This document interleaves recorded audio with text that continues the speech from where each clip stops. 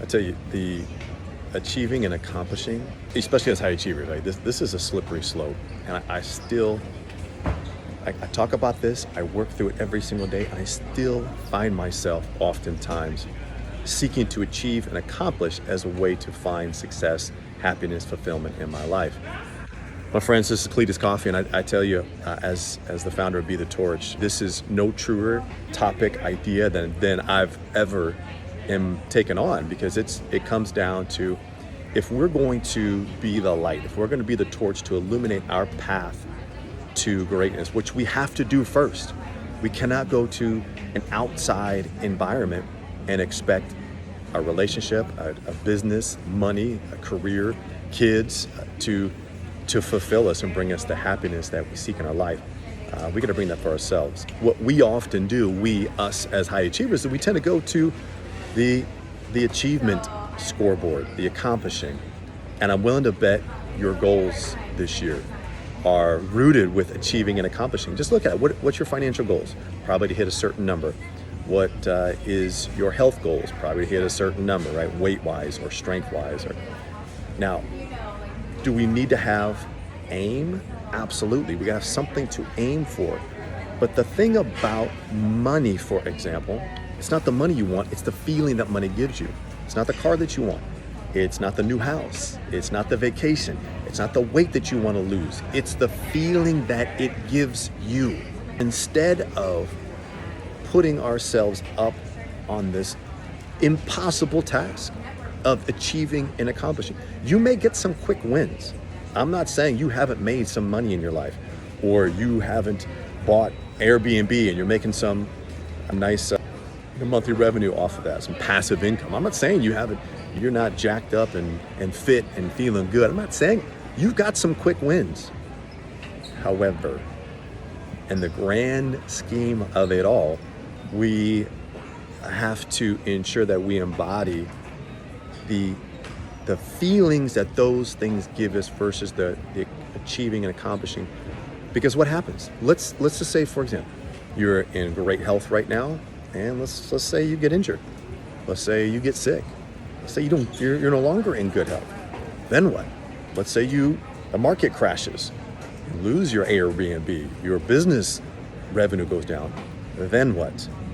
When we've put all our eggs in that basket and we've really tried to expand in that area, when we no longer have it anymore, that's when we begin to suffer. That's when we begin to go through challenges and pain and chaos and destruction. If you haven't gone through it already, it's coming.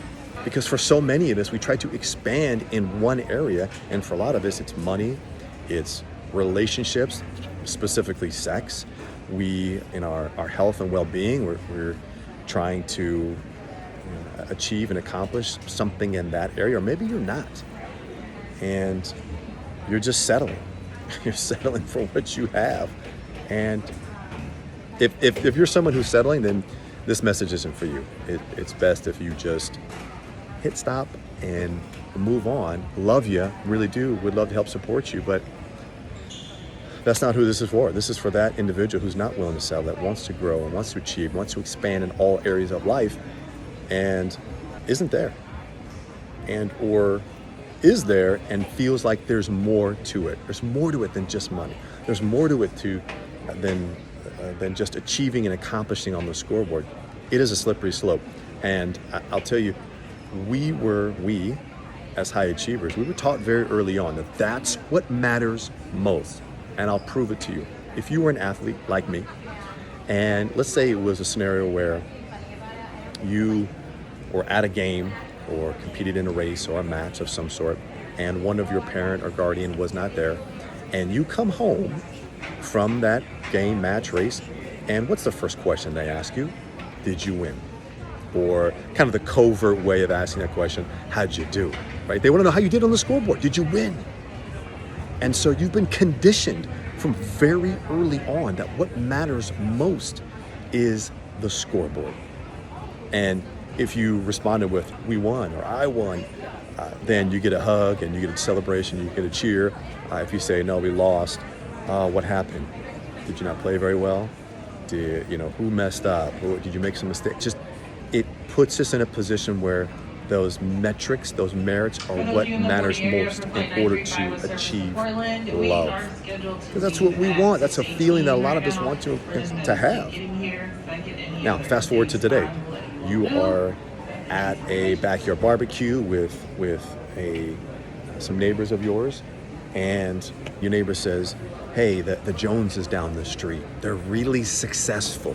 What are they referring to? Money, cars, posts about vacation, their house, their income, their jobs. We immediately have been conditioned to go to the scoreboard in determining success.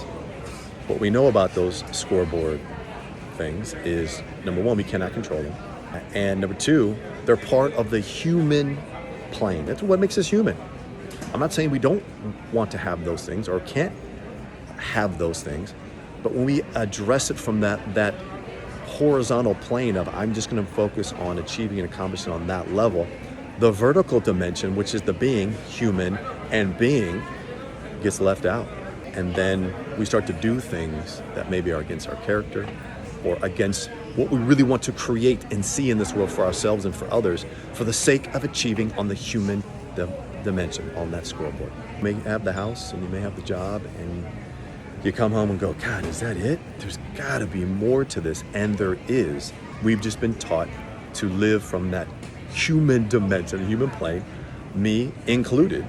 And that's where so much of my pain and chaos and stress came from, because I was just so focused on achieving on that level. And then when I did not, it was like, well, what's wrong with me?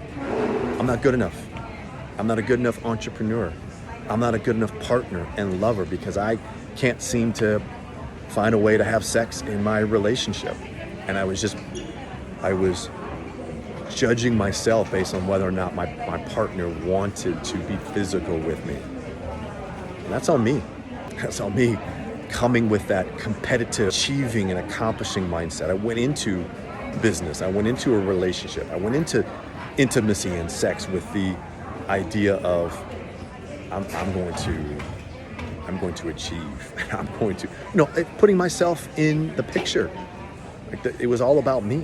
What I know now, having gone through losing of businesses, losing of a marriage, losing of relationships, and being able to sharpen my own iron through. And let me remind you, I didn't lose those things and then just play the victim role. I've had my moments, but I didn't settle for it. I knew there was something that I needed to do for myself to get better, to improve.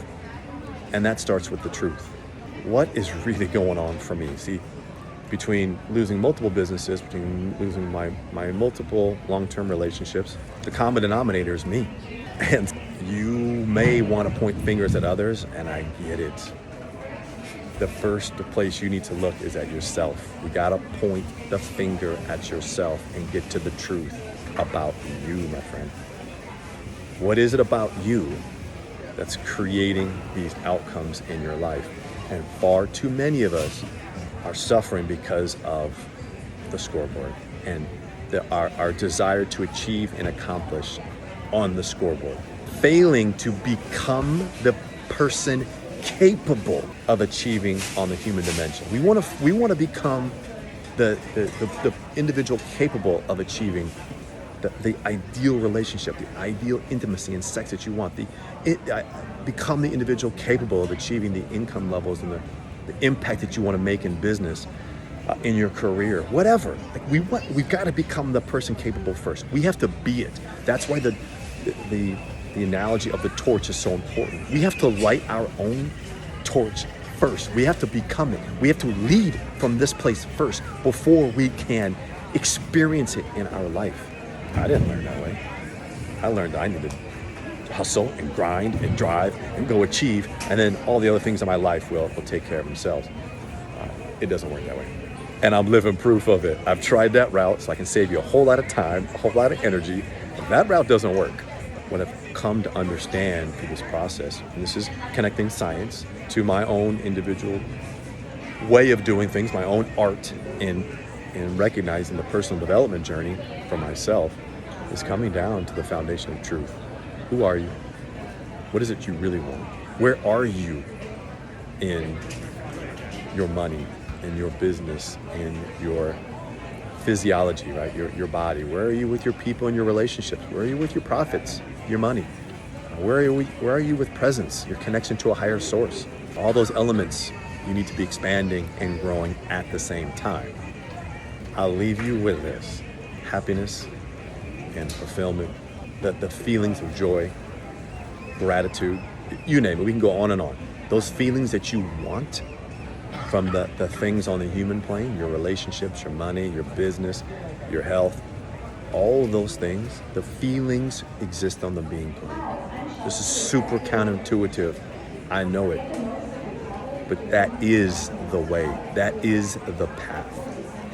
And the sooner that you can embrace, how can I become the person capable? How can I show up as the individual that has the feelings that I want and the experiences that I want to have?